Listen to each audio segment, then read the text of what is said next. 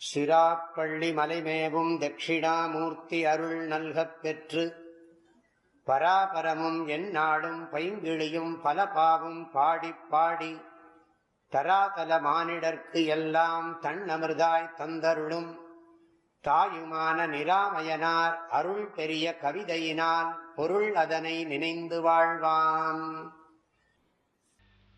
நம்முடைய நாட்டில் எத்தனையோ மகான்கள் தோன்றி வாழ்ந்து உயர்ந்த வாழ்க்கையை வாழ்ந்து மக்களுக்கு வழிகாட்டி கொண்டே இருக்கிறார்கள்.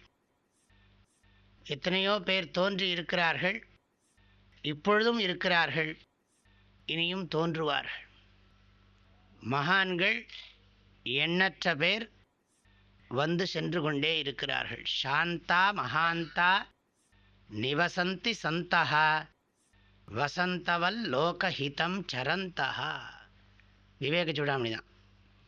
தீர்ணா ஸ்வயம் பீம பவார்ணவம் ஜனான் அஹேதுனான்யானபி தாரயன்.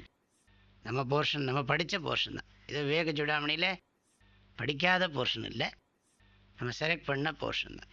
நிறைய மகான்கள் எப்பொழுதும் வசந்த காலத்தை போல நன்மை செய்து கொண்டிருக்கிறார்கள்னு சொல்லி சிஷ்யன் குருவஸ்துதி பண்ணுற பகுதியில் பார்த்தோம்.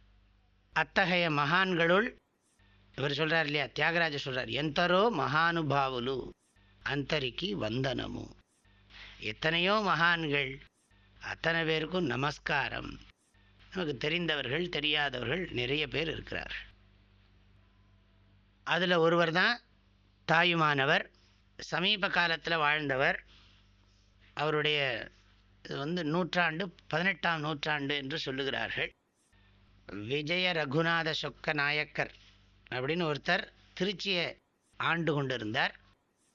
அவரிடத்தில் பணிபுரிந்தவர் தான் இந்த தாயுமான சுவாமிகள். இவருடைய சரித்திரத்தை சுருக்கமாக சொல்கிறேன். வேதாரண்யத்தில் கேடிலியப்ப பிள்ளைன்னு ஒருவர் இருந்தார். அவர் அரசாங்க உத்தியோகத்தில் இருந்திருந்தார். வேதாரண்யம் கோவிலுக்கு திருச்சியிலேருந்து மகாராஜா வந்தபோது அவருக்கு நல்ல உபகாரமெல்லாம் பண்ணி சத்காரங்களை எல்லாம் பண்ணி நன்றாக தரிசனம் செய்து வைத்தார். இவருடைய குணங்களை எல்லாம் பார்த்த அந்த திருச்சி ராஜா திருச்சிக்கே காரியம் பண்ண வேண்டும் என்று அவரை கேட்டுக்கொண்டார். அரசருடைய கட்டளை ஆனத்தினால இந்த கேடிலியப்ப பிள்ளை திருச்சிக்கு சென்றார். அப்போ அவருக்கு ஒரு குழந்தை இருந்தது. அந்த குழந்தை பேர் சிவ சிதம்பரம். இந்த குழந்தையை தன்னுடைய தம்பிக்கே குழந்தை இல்லாத காரணத்தினால அவர்கிட்டயே ஒப்படைத்து விட்டு இவர் திருச்சிக்கு வந்துட்டார், இந்த கேடிலியப்ப பிள்ளை.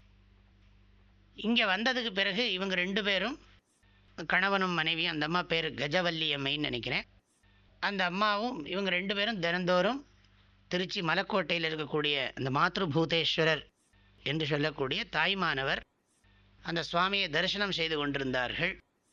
சிறிது காலம் கழித்து அங்கே திருச்சியில் இருக்கும் பொழுது அவர்களுக்கு ஒரு குழந்தை பிறந்தது. அந்த தாயுமானவருடைய பெயரே வைக்க வேண்டும் என்று அவருக்கு தாயுமானவர்னே பேர் வைத்தார். சிறு வயதிலிருந்தே இந்த தாயுமானவருக்கு சத்சங்கத்தில் ஈடுபாடு இருந்தது, நல்ல விஷயங்களில். தினமும் அப்பா அம்மா மாதிரியே இவரும் மலைக்கோட்டையில் இருக்கக்கூடிய அந்த தாயுமானவரை தரிசனம் செய்கிறது. அதே போல் அகிலாண்டேஸ்வரி, திருவானைக்காவல் சென்ற அகிலாண்டேஸ்வரி தரிசனம் செய்வது, இதெல்லாம் அவருடைய நித்திய பழக்க வழக்கங்களில் வைத்து கொண்டிருந்தார். சிறிது காலம் கழித்து தந்தையார் காலமானார். இவரும் நன்றாக முறையாக நூல்களெல்லாம் படித்து கற்று தேர்ந்தார். நல்ல படிப்பறிவு இருந்தது இவருக்கு. அவருடைய தந்தையார் சொல்லப்போனால் சீஃப் அக்கௌண்டன்ட், கேடிலியப்ப பிள்ளை. சம்பிரதி உத்தியோகம் சொல்லுகிறார்கள், கணக்கு வரவு செலவெல்லாம் பார்க்கறது. தந்தை தாயும் நீ, என் உயிர் துணையும் நீ, சஞ்சலமது தீர்க்க வந்த தேசிக வடிவு நீ, உனையலால் மற்றொரு துணை காணேன், அந்தம் ஆதியும் அளப்பரும் ஜோதியே, ஆதியே அடியார்த்தம் சிந்தை மேவிய தாயுமானவனும் சிரகிரி பெருமானே.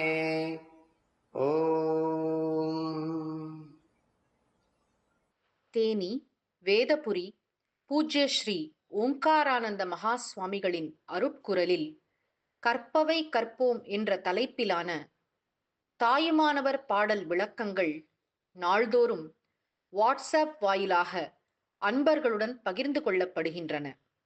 இதனை உங்களது மொபைலில் பெற 8852788445 என்ற எண்ணிற்கு உங்களது பெயர் மற்றும் ஊர் விவரங்களை வாட்ஸ்அப் செய்யவும். ஹரி ஓம்.